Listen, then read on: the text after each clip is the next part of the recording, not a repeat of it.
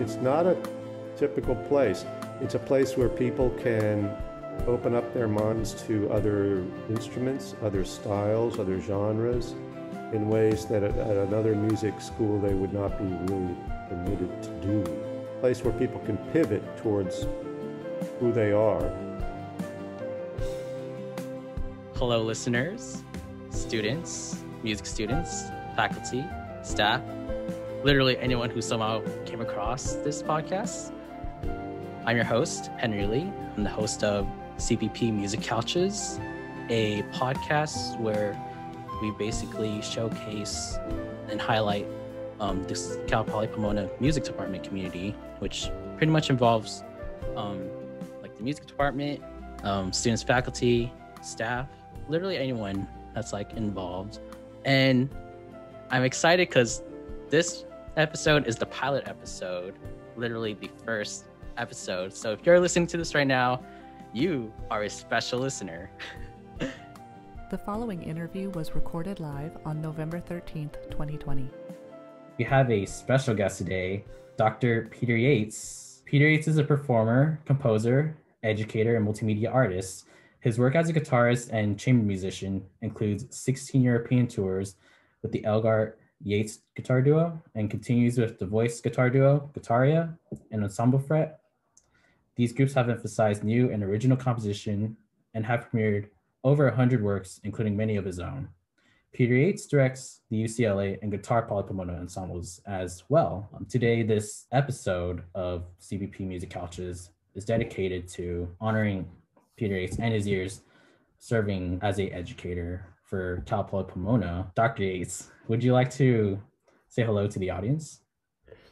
Hello, everyone. I'm very honored to hear the words, couches uttered. Couches I've always thought of as a sacred student space that no sullied faculty member should ever be welcome to sit at. So here I am in this virtual world, finally being able to sit down at the couches with you all, which is, as I say, a great honor. Pleased to be here. Wow, a sacred space. That's like a nice way to like word it, because I talk about it all the time to prospective faculty who want to teach here and so forth. I say, or also to students coming in, the couches are a special place. I teach at UCLA also. They don't have a couches. A lot of places don't. And they try to create some sense of community, but at Cal Poly, we're fortunate. Yeah, it's definitely a really good space for not just only like students, but any staff and faculty to just rest or talk to students as well. So we are in November right now, and the pandemic has been going on since like March. I was just wondering, how is quarantine going for you? Well, I've been comparing people from different coasts and talking to them. Some of this is temperamental. For example, if you're someone like me who likes to practice and compose and write words and, step out into the backyard every now and then, this is not such a bad circumstance. I remember when I was in my 20s, I thought, it would be really good to be arrested and thrown into a minimum security prison so I could just be fed, and have a place to sleep and work on my stuff. So that's a little bit what this is like.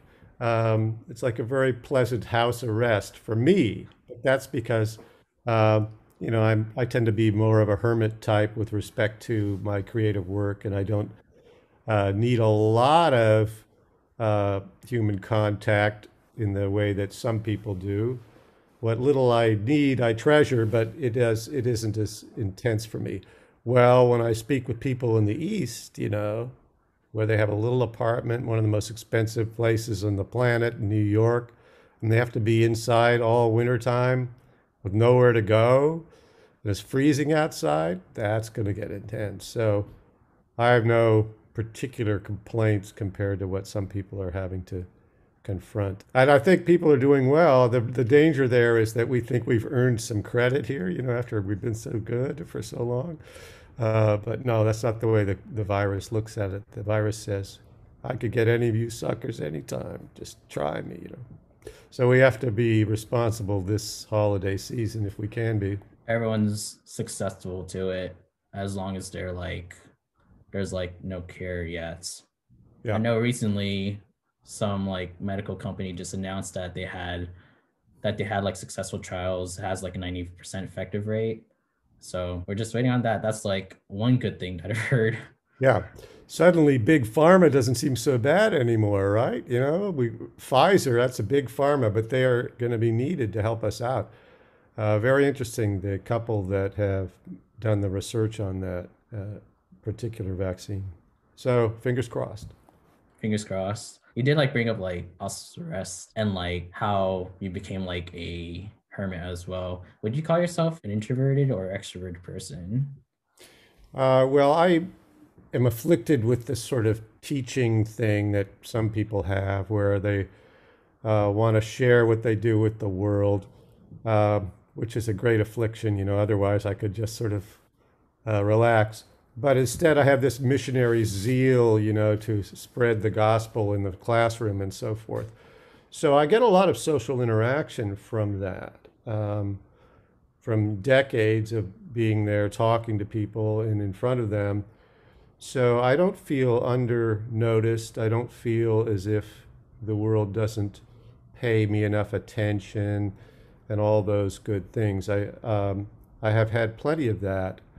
So that's one kind of social activity that I have a lot of. I think my temperament would have been better suited to that of, let's say, a starving writer or a painter who sits inside all day working and then goes out at night to a cafe to visit with people. As it is, I'm with people all day, and at night I'm too exhausted to hang out with others. So I'm not a complainer type, you know. I like what I've got.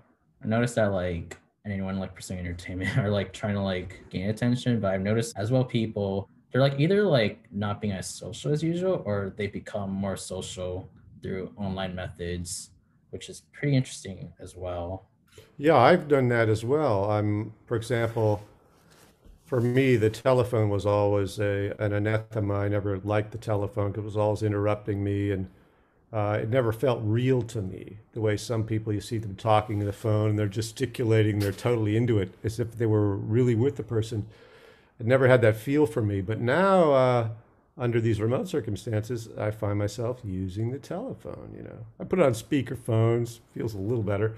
Uh, so yeah, you're right. People have evolved and changed. You mentioned in your notes social media, which I used to take part in and stopped doing, slowly stopped doing just because it didn't suit me very well. You mentioned, people trying to get attention. There's a lot of people I'm going to get my brand together on social media. That doesn't really fit my way of thinking about the day. So I have pretty much noticed that I've ceased to use it, not because I'm against it, but it takes a lot of time and it's of a different flavor than suits my nature, I think. We kind of like have to like adapt to this use of electronics and social media. Would you say you're like a fan of snail mail? I used to use it a lot. I don't, like everybody else, I don't use it so much. Snail mail, people have mentioned that what that did do over the centuries was make people sit down and think and put their thoughts together and package it in a way that people don't really do anymore. That might be a loss. There is that problem. So in that sense, sure, I'm a fan of it. I mean, I have lots of books that are collections of letters of very interesting people, where just based on their correspondence. Some of them are musicians throughout history. We know a lot about their inner minds just from what they wrote. And I don't know how we're going to get that going forward. You know, that's going to be, that's a little bit sad to think about. Honestly, recently I've been like writing more emails, but I've been like taking the time to write my emails as well. Yeah. Okay. So that would be a good adaptation to say, if I'm going to write this email, especially if it's to a friend or colleague whom I value, I might take the time to do it well. The hard part there, if you're a chair of a music department, is there's 50 other emails waiting for you. Since I'm part of like student government on campus as well, I get like emails. I'm just like, this is a lot. How can I get this to go away? That's not. When I just get email, I'm just like already stressed nowadays. How did you become a chamber musician, artist, and educator? Well, my family background was sort of mixed in that regard. The family trade was medicine, um, and among families, there is a tendency for certain generation of a family to say, "Screw that! I'm not going to do what my family did." And that my siblings and I were that way. None of us became doctors like the others. My grandparents on one side were both doctors. My parents were both doctors. So, I and my brothers and sisters just naturally moved away from that, which is kind of a normal thing. But there was no tradition in my family for going into the arts. There was emphasis on art and culture. A lot of the people in my family did play music, almost always the piano. And so they were, and some of them really would have liked to be musicians, but that was not something that was considered uh, a reputable thing to do as a career. So for that reason, it took me a long time as a young person and as a student to decide that that's what I was going to do. Instead, I just did it myself while I went to school and studied pre-med and things like that. But I eventually got around to it. And in that particular floundering, it was very helpful to run into a mentor, someone who was the age I am now, whose name was Ted Norman. And he was a guitar instructor who actually was a very fine violinist as well. So he had a great knowledge of music of very important quality and a way of teaching that was intelligent and imaginative. So he stood out a lot compared to the other people around, especially in the guitar world. So I and a lot of people that I'm still friends with were his students, and that was an important guide for me. Also, I had a girlfriend in high school whose parents were musicians, classical musicians. And I didn't know at the time that I probably, gravitated towards her partly for that reason. And I learned a lot from that family about the arts and about music. So if I look back, I can say that, yeah, I did sort of gravitate towards people who were important. Ted Norman taught a guitar class, for UCLA Extension, which was just, a summer class kind of thing that I took. And that was really an important way in for me. I remember the first time walking across the UCLA campus to get to that class in the summertime, and I had a cheap guitar that someone was throwing away, and it had no saddle. The saddle is the part of the guitar near it attaches to the body. And the saddle was missing, so it was buzzing and flopping around. So on the way to class, I found a eucalyptus tree and snapped off a twig and stuck it in there as a saddle. And it worked rather well. I think I kept that on there for 2 or 3 years, as the saddle for the guitar. But that's where I was starting, in a way, with classical guitar. Before that, I was a rock and roller like everybody else. And, but I always enjoyed that. I still do. I value it, but I always was interested in notes interacting with each other in more intimate ways. Wow. I also came from a background where like I have family who are like wanting me to be part of STEM or like become a lawyer, anything that involves high income. But I took a jab at music during my first semester of college, and then I switched over to becoming a music major as well. That was like pretty interesting, finding like eucalyptus and then just using that as a saddle. Are you an instrument maker? Uh, yeah, so I'm one of these people, and I don't recommend this to my students unless they have it as well. I don't feel comfortable unless I've got an electric drill in one hand and my guitar in the other. I like to go in there and change things around. But as you know, especially in all of the instruments areas, young people are taught, don't touch the strings, don't touch the bow, you're going to break this. You're taught to revere the instrument because it's valuable and precious, and young people need to learn how to take care of things. But that has a negative side, which is that people are kind of afraid of their instruments. They don't want to get involved in changing them around. They think they have to go to a luthier to do that. But after a while, I realized the guitar I had was a pretty good guitar, but I wasn't going to sell it to anybody. There wasn't any investment value to protect. It was going to go to the grave with me. So why couldn't I make it my own? Why couldn't I learn from how it was made? So if you look at my guitar today, you'll see lots of little drill holes and experimental attachment points that come from a long time of investigating how to hold the darn thing, how to string it, how to work, understanding how strings work with bows, without.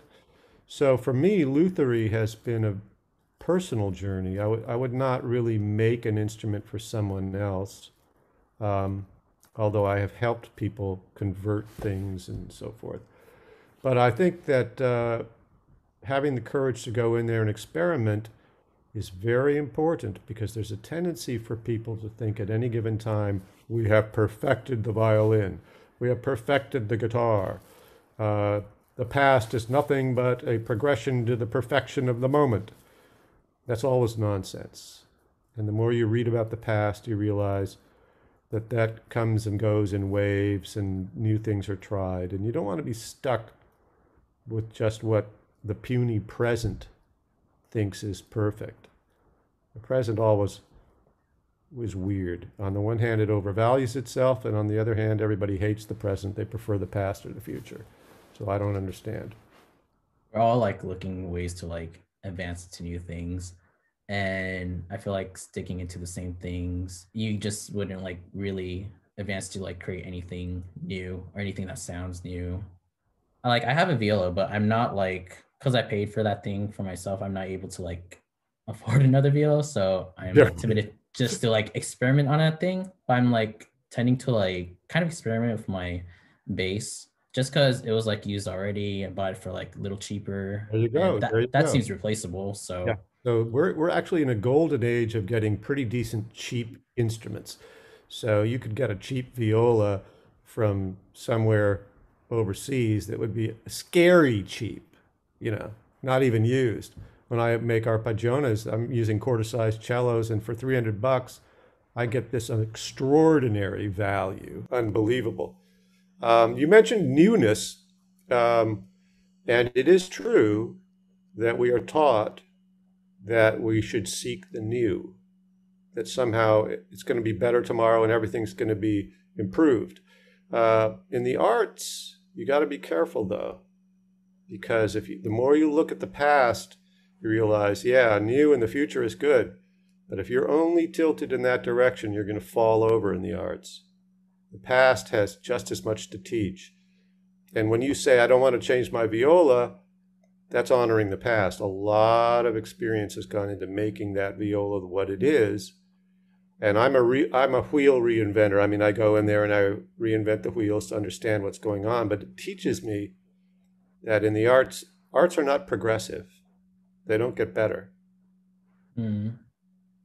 That when you look at the works of John Doland, the great lutenist from the 17th century, that dude could play. He could compose. And the weather was bad. He stayed in all the time and practiced. He was good. He was the Jimi Hendrix of his time. So yeah, you learn to be a healthy person, that the present is like a balance point between the wonderful future and the wonderful past. Half and half. It's not like the sciences. It's like basically don't forget the past Yeah. as well. I don't mind repeating the past as I grow up towards the future. It teaches me a lot. This is like a lot of like rethinking as well that you have within like the present and past of music. Yeah, I was reading a student comment once, when you have student reviews. This was years ago, but I'm sure it would be true today. There was a place where the student could say, what did you think of Yates's class? And he said, well, it was a good class. I could have used a little less of the philosophy. I thought, oh, that's pretty good. I like that. But especially now, as I go on to retire, I'm thinking, it would be a waste if I didn't give full bore, both guns blazing, as much philosophy as I can cram in there for people. They can ignore it, they can do whatever they want with it. But if you don't chip that in, then what are you doing as an educator? You're wasting everybody's time.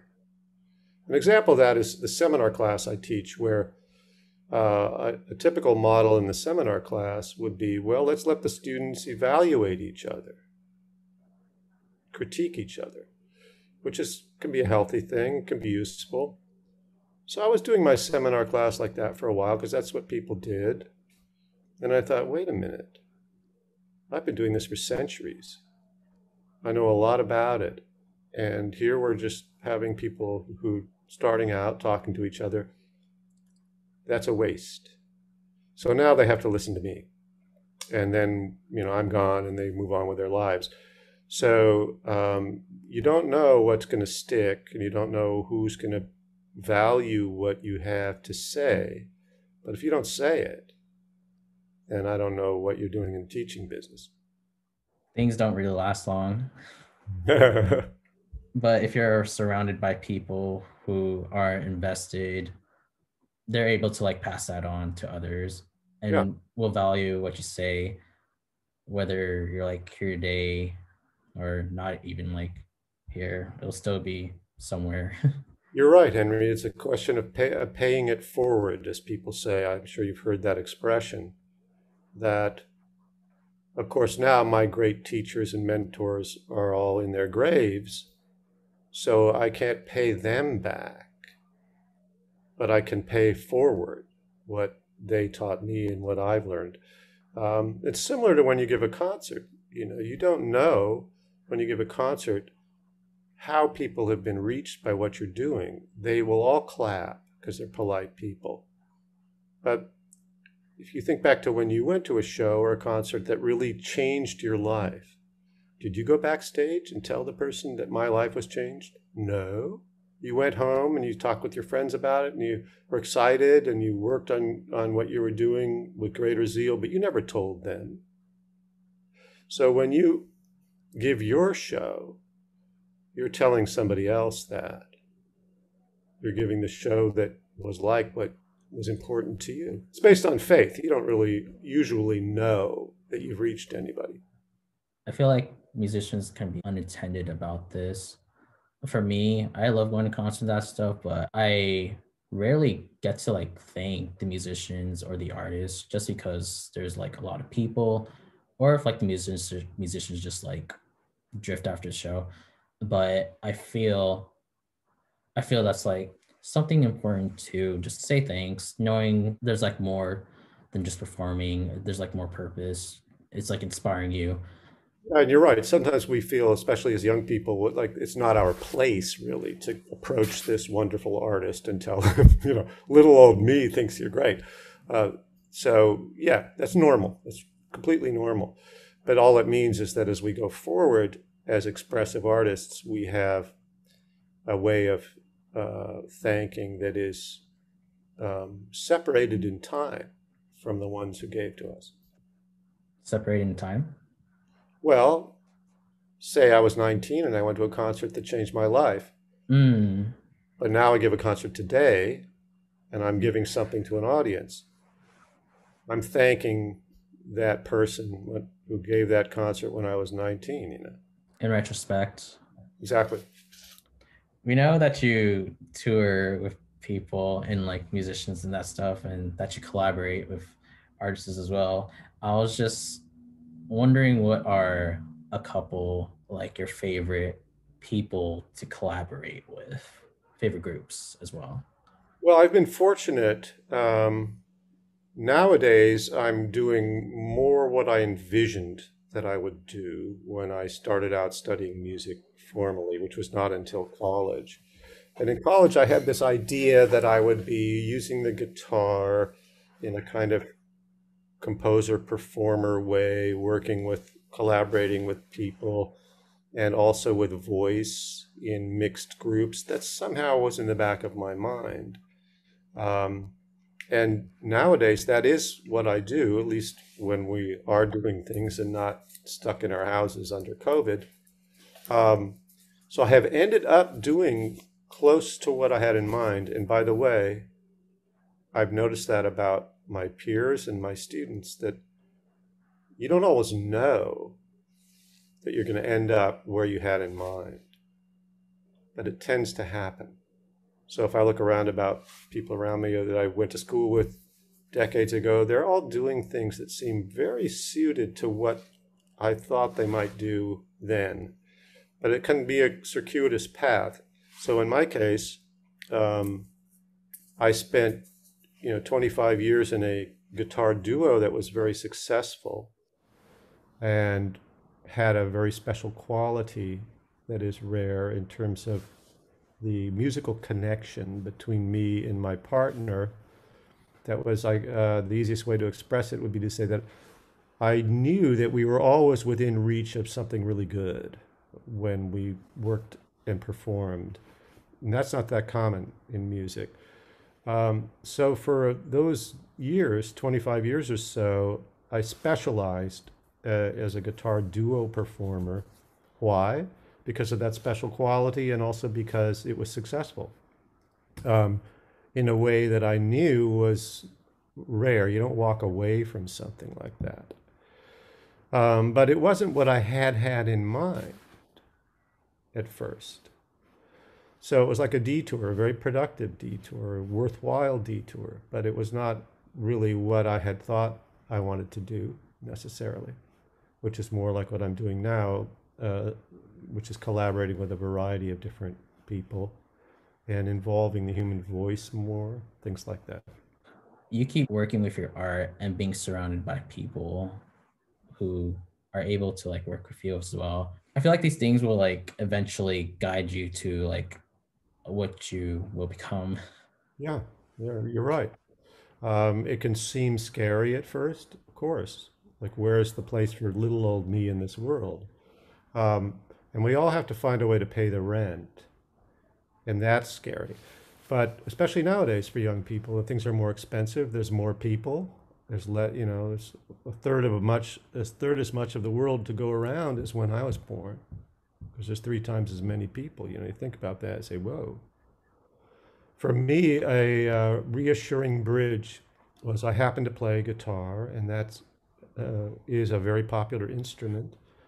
And it was always possible to earn my living teaching guitar lessons, privately, in the backs of music stores, at schools. That's not true necessarily if you play clarinet. So I've learned to respect that. Teaching a kid in the back of a music store how to pretend he's a rock star is a very important opportunity for a number of reasons that you wouldn't necessarily have if let's say you played oboe, to pick an even more specialized little niche. You can't pay the rent teaching the oboe to someone who wants to be a rock star. So that's been a thread throughout my life, is always teaching somebody something about music using the guitar. And so that helped build that bridge that you're talking about between what it is you have in mind and what it is you end up doing. So I didn't have in mind that I was going to be teaching guitar for my life, but it acted as a thread of continuity as other things came and went, so that I ended up more where I had in mind, if that makes any sense. For other people, it says something else. I've known musicians where what they did was teach, substitute teach in the schools. So they could teach substitute when they needed to. It's like, I need some money, I better do some substitute teaching. That worked really well for some people. I had a brilliant student at Cal Poly and then at UCLA, getting his master's and doctorate, whose family were window washers, on buildings. And that was really good. Whenever he needed money, he could window wash. And there were a lot of windows that needed washing. And as a matter of fact, I had another student who she did holiday decorations for windows. It was a little more joy-based. But so that kind of work really worked well for him.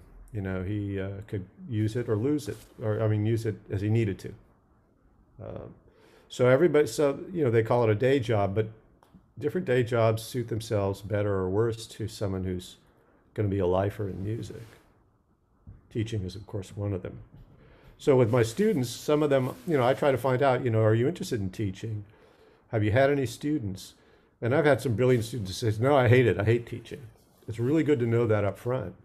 Don't get your doctorate in music if you know, do something, find a different path where you can still do your music. So that, the guy I'm thinking of, brilliant guitarist who said that to me, he does video game music. That's his day job. A lot of like students are like questioning why they're here at Cal Poly and why are they like going to college.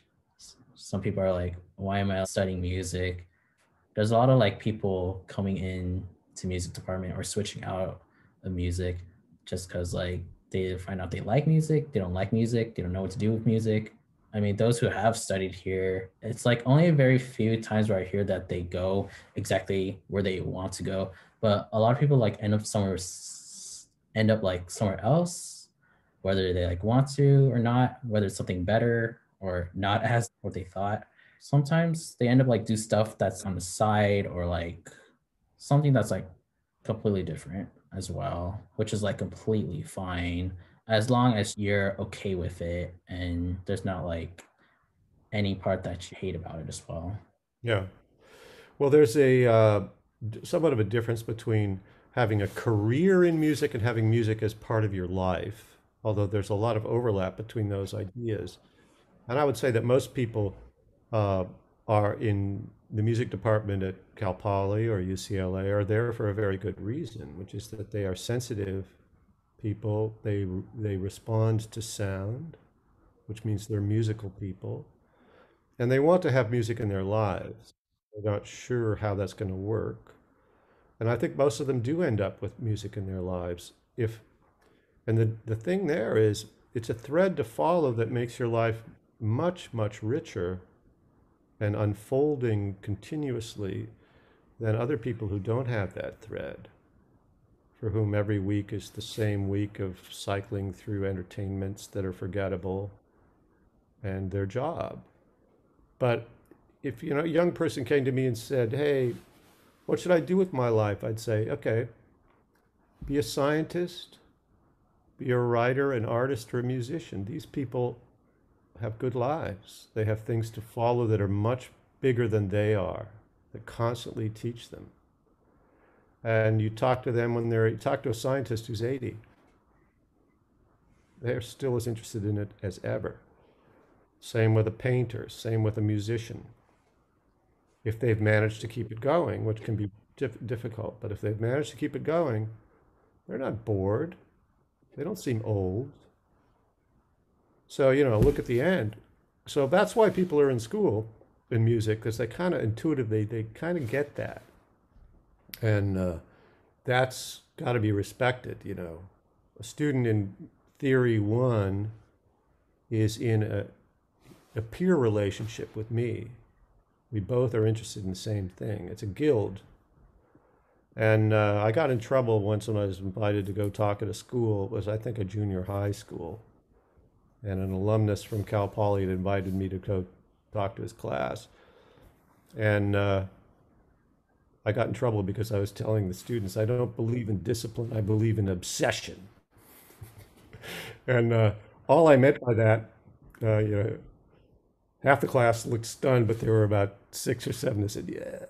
Okay, so what I meant by that was it's a lot easier to do something like music or science, like this couple who worked on the vaccine that we were talking about, if you're obsessed by it, than it is to say, oh, I really should do this, you know. To be a good person, I better practice. No, you get interested and you get obsessed. And it's a lot of effort, but it doesn't seem like work. The hard part of music is figuring out what to play. That's the question. And just as if you're a reader, what do you read next? These are hard questions. And there you could use some guidance from people. Sometimes it's your friends who are your guides. You might know someone who's really good at sharing, hey, have you checked this out? I had friends like that. And I owe them a debt, you know. They made me check stuff out. Some people have that gift. But anyway, that's the hard part in keeping the thread going is what are you going to play next? What are you going to listen to next? What are you going to compose next? Otherwise, it's, you know, it's not, otherwise it's kind of inevitable that it'll be a satisfying life. But that's where the trick is. Because when you're younger, everything new is new. And it, of course, has a big impact on your life because your life is only this big. And so just percentage-wise, it's a big deal. When you're older, that game changes. It's much harder for something to be life-changing when you're 70, right? Makes some sense. There's good sides to that and bad sides. But as musicians, as artists, we really want to find something that is life-changing at every step of the way. So the game gets more interesting as it goes. You can't just go down the corner block and find something that's going to change your life with the same regularity. But that doesn't mean it's not there. That's where you really need to go into the past. That's where you really need to go into other cultures. That's where you really need to go into the future and look for things that are exceptional. I noticed that you brought up like obsession. It's like scary. It's a scary word because of like the context of obsession, but obsession is like something that could like lead you to like what you're interested to, and surrounded by people as well. It'll like guide you. Well, let's take some of those other negative words like addiction. Addiction. Well, people tend to get addicted to things. Could be coffee, it could be a TV show. But why don't you take that power that we all have to be addicted and direct it towards something productive? So you take a negative, oh, you're not supposed to be an addict. You say, no, I'm going to be an addict, but I'm going to be addicted to something that I control and choose to be addicted to. That's all it is. You're using the same impulse, the same so-called weakness, turning it into a strength. I'm addicted to practicing. You do that, you get good. Some people are practicing every day, every hour, as long as they're awake. How is your creative process like when you are composing something? And like when you're working with others too? I recall that you are part of a duet, Guitaria, with Alex Gabarchuk. I like to bring her up because she was actually my choir conductor for 2 choirs back at Chafee, where she was the assistant director and at one of her own choirs in San Gabriel Valley. It's been a while, so it's been like over a year since I was like singing under her. But yeah, I was just like wondering, how is that process like? Well, that's an interesting example because I met Alex when she was a grad student at UCLA, and I was working with a guitar ensemble on some music from the 16th century that I had transcribed for voice and early guitars. And I invited her to take part with the group. And when I was rehearsing, when I do that, I usually rehearse with the singer beforehand, before they play with us as a group. And so when she and I were rehearsing these songs, I immediately felt a connection that was special in what we were doing. And so, as I said, that's not a common thing in music making. And I had learned to notice that and respect that. There's many wonderful musicians that I've performed with and played with where that connection is just not the same. It's more professional, whatever. So as a result, I used her in projects of my own compositions. And increasingly as time went by and we collaborated in that way, what happens is, as a composer, you start composing things with that player in mind, that this would be suited to their temperament, to their sensibility. And the same in my other collaborations, like with Ensemble Fret, you compose things. So you say, okay, this is going to be this person's part, and this will be that person's part, because I can just hear them playing it or doing something interesting with it, or it would be fun to challenge them or poke them with this part. So it becomes a human interaction, not just dots on the paper, where you are hoping for input and excited about stimulating that in other people, other talented people. So it's a kind of collaborative process even before you get together. So Alex, she sings, but she also plays a toy piano on stage. Was it her own bringing of like having a toy piano? No, that was me throwing it at her and saying, "Do this," and it added a component that was added a certain kind of flexibility of moving parts in what we were doing. So really, that our duo is a combination of my guitar, her voice as the principal elements, but then she has toy piano. I sometimes sing and play percussion, and so those things all interweave to create. It's a way of going somewhere and coming back to somewhere else, kind of flexibility, so that a particular piece can seem almost like a quartet, then it can be stripped down to just guitar and voice and nothing else. It gives you more aspect. But she plays piano wonderfully, so that was no problem for her, to jump in on toy piano. It has its problems. Toy piano is kind of an obnoxious and brash sound, and sometimes that works better than others. It would be very nice to have a portable, small keyboard instrument. There's certain things like that that would work well like that on stage, but that's harder to find one that is not obnoxious like the toy piano. May I ask, how long have you been serving the music department? I started at Cal Poly in 1981, so this is, I guess, my 40th year, something like that. I think my 39th year, I guess. Yeah. 4 decades. Yeah. What have been your favorite memories being part of the Cal Poly Pomona community, whether it's teaching a class, being with the guitar ensemble, lesson with students? Well, that would be people, the colleagues, the students, the staff, the people that I've worked with, who they were, what they valued, their senses of humor, their seriousness, all of those things put together in the different packages that people have.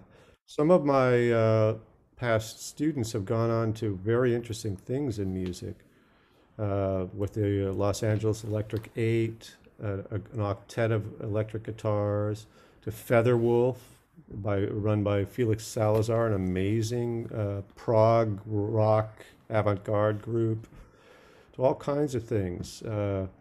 Eric Pham, who's now getting his doctorate at USC and just released a wonderful kind of expressionistic rock album called Castle Heights. It's extraordinary work. So those are, in a way, they're not so much memories of what I experienced at Cal Poly as they are followings through on extraordinary people. And at Cal Poly is a special place. We get people who come here fresh out of high school. We get people who come here after 15 years of lost years where they got involved in drugs and rock and roll and crash and burn, and they're coming back and pulling themselves together, and they do amazing things.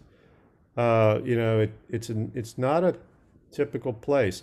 It's a place where people can open up their minds to other instruments, other styles, other genres, in ways that at another music school they would not be really permitted to do.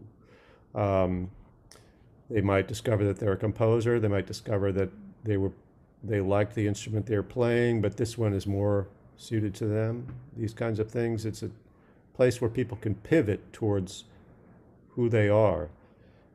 So those are the things that I remember. Those kinds of, they're more like flavors.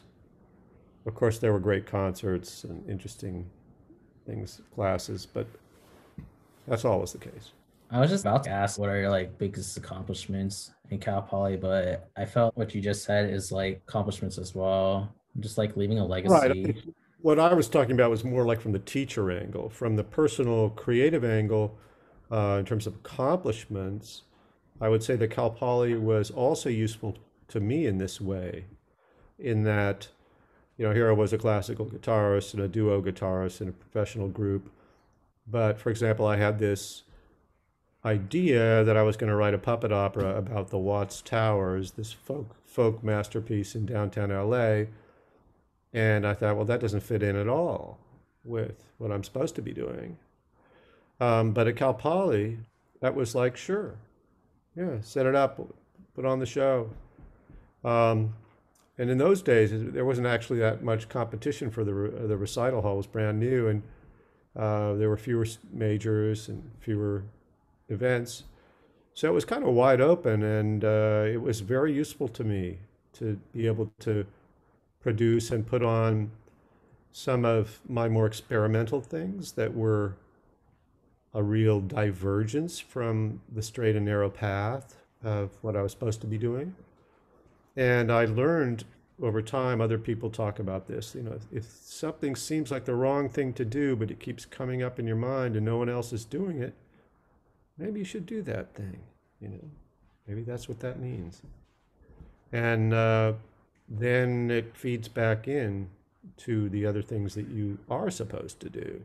You're a better duo guitarist because you did that crazy puppet opera. So yeah, there's some touchstone events like that were very helpful to me. We used to have a connection with the downtown center in Pomona, and I did some performances of that piece down there, for example. Yeah, so on that side too, it's been very, very helpful. If you want to see some excerpts from the Crazy Puppet Opera, you just go to my YouTube channel, and you need to look up among the 60 odd, whatever they are, Radio Rodia, RADIO RODIA, under Peter Yates' YouTube, and you'll see some crazy clips from that puppet opera. I'll definitely link anything that you bring up. What does he mean, weird puppet opera? Okay, well, you'll find out. I just have like one last question. So you play an instrument called the arpeggione or arpeggione. Would you care to explain what that is? Yeah, sure. I always had in mind as a guitarist the expressive potential that would be possible if I could play it with a bow the way a cellist does. And I knew that there was an instrument called the bass viol, or viola da gamba, and I had played one briefly when I was in graduate school. And I said, yeah, this is suited to me. So at home, I had a cello kicking around that my aunt had given me. And so one weekend, I adapted it into a 6-string bowed instrument that I could put frets on and tune like a guitar. And so I played that for a while. And I had a very good sense of what I wanted it to sound like. So I got pretty good at it very fast. I was having a rehearsal with a flute player for a concert we were doing of all new music for guitar and flute, and he saw it lying on a counter and he said, "What's that, an arpeggione?" And then I said, wow, I bet that is an arpeggione. And the reason is Franz Schubert in 1823 or so wrote a piece, 1825, he wrote a piece that we call the Arpeggione Sonata for an instrument called the arpeggione and for piano. But when you read about it, it was always, the arpeggione was described as a weird bowed instrument. It was never called a bowed guitar, which is what it was. So I did a little bit of reading. I said, oh, I've reinvented the arpeggione without realizing it. And so then I got into the history of the arpeggione, which was very short-lived. It lasted about 10 years for a number of reasons that I could go into. Um, but then in the world, there was one other person in Belgium who was also interested in the arpeggione starting from the standpoint of being a cellist. And so there were sort of two of us in the world doing this crazy, weird instrument. And I got involved with it a lot. You know, I could give concerts where I would play. You could play it like a guitar. You could play half the piece plucked and half the piece bowed. It was very interesting. I did run into some physical problems associated partly with playing it and how one sits and so forth. So that caused me to have to put it down at a certain point with great regret. But that's just what happens when you get older. Sometimes, you know, you always wonder what are they talking about, you know, with this repetitive stress or whatever, and then you get it, you know. So for that reason, I decided to lighten up on that in order to, you know, I could adapt better on the guitar, and I wanted to continue playing. I didn't want to have to not play anything, so I put that down and just concentrated on adapting to the guitar in ways that allowed me to keep playing. But I've had some students get interested in it and pick it up.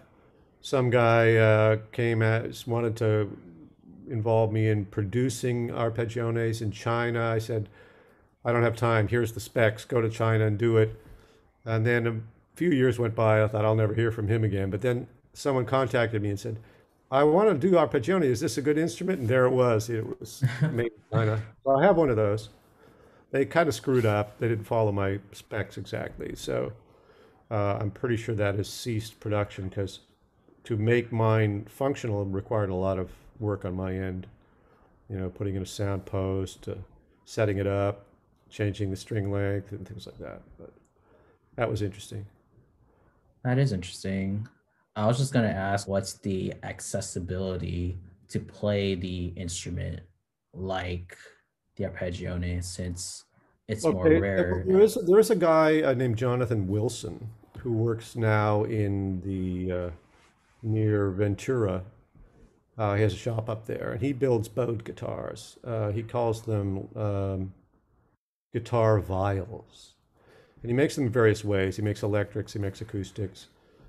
So you can contact him and get instruments of various types through him, although he's probably got a backlog of orders, I don't know. And then there's ways of adapting, as I mentioned, quarter-sized cellos to make arpeggiones, and I've done that with several students. So if someone's really keen on it, they can always reach out to me, and if I'm in the right mood, I'll say, sure, I'll help you do it. Aside from that, I'm not sure that you can still buy an arpeggione. The Chinese company had no idea how to string it. Mm. And that's a big problem, really big problem. And one of the reasons I think that the arpeggione fell away back in the 19th century is because it is difficult to figure out how to string the thing. When I made my first one, it cost me, as I said, $300 for an old quarter-sized cello. But to figure out how to string it probably cost me $1,500 just of buying strings and buying strings and buying strings. So people would need guidance, and I'm not sure. I haven't followed recently how that's looking. But you get three types of people involved. Me, this cellist, Nicolas Delataille, he's a cellist, and then the rock and rollers who remember Jimmy Page trying to scree and scraw on his electric. You get people like that too. It's cool. Would you say it would be like valid just to like play, just like have a bow and like an electric guitar and just kind of have that to act as like some kind of bowed instrument? Guitar. Well, my son was telling you about an interview he read or heard with John Lennon. And in the room where the interview was being held was a tuba. And someone asked, and well, Mr. Lennon, you know, there's a tuba over there. Do you think, what do you think? Do you think you could figure out something on the tuba? And he said, I'm an artist. I could make it sound great. So yeah, everything's valid. If you have a sensibility and something in mind into the way a sound could be, you could take a bow and an electric guitar and come up with great things. The range of expression that it would have would be limited just because of the awkwardness of the setup. But within that range, you could do good things. Andres Segovia, the great classical guitarist, said, "I always had in mind the expressive potential of the instrument." And that seems like a simple enough idea. I had in mind the expressive potential of the instrument. But you can hear that in every note of his playing, and you can hear the absence of that in the playing of others. So whatever instrument you play, have in mind its expressive potential, and then you will find it. With arpeggione, it was the same with me. I had in mind very clearly what I wanted to do with that instrument, and there it was. Once I started playing, because I knew what I was after. So if you have that glimmer, you got to follow that. So if you want to take your bow to your electric bass, go for it. I do have a bow. I have an electric bass. I could do it now, but we are recording a podcast. I might do it after the podcast. Okay, good. I would like to speak on the behalf of the music department that the students, the faculty, the staff would like to thank you for your years of serving for the music department and all you have to offer. Would you like to say anything, any closing remarks, advice, word of wisdom? Probably have given too much of that, but I would say I'm not going anywhere. I'm always an email away, assuming I can convert over my email over to a new machine, which I'm told is doable. So yeah, I'm not going anywhere. I'll be around if people have, questions or want to share anything with me or make an arpeggione or whatever. I'm very present based. I don't look backwards, forwards, except for the positive things that they have to offer. And so I don't have regrets, or in a way, I'm not really a sentimental person. I'm interested in the here and now and what is interesting about other people and what we're trying to do. So I cheer you all on. I'm sure great things will happen without me being there every day. And of course, COVID has gotten us a little used to that. No one's there every day. So anyway, thanks to all. Thank you, Henry, for doing this, and Teresa and Sarah for helping. And I look forward to checking them all out. It's a great project. It's great that you decided to get involved, Henry. Definitely. Where may the audience be able to reach you, like on social media? Where can they listen to your works as well? Yeah, I would say just go to the YouTube channel. If they want to reach out to me, just use my Cal Poly email, which I do check, PF Yates, Peter Franklin Yates, PF. So that's my most reliable way to be reached. Social media, I suppose I have an account there somewhere still, but I wouldn't be checking it. Although that might change. We talked about that once that I'm no longer answering a lot of email and blah, blah, blah. Who knows? So that could always change. I just keep things simple at any given moment, depending on how much is happening. But email would be the best. All right, email, or you can type in Peter Yates guitar, or you can just type in Arpeggione. I once typed in Arpeggione, and the first thing that came up was like an image of you playing Arpeggione. Yeah, that's a good sort of window to get you to my YouTube. Definitely look him up if you want to hear him play the Arpeggione. Well, that's all the time we have. Thank you, Dr. Yates, for being here today. My pleasure. Carry on. And I also want to thank Teresa Kelly, the one who proposed of this podcast idea for the music department. So yeah, we have reached to the end of our podcast right now. CPP Music Couches, thank you for tuning in.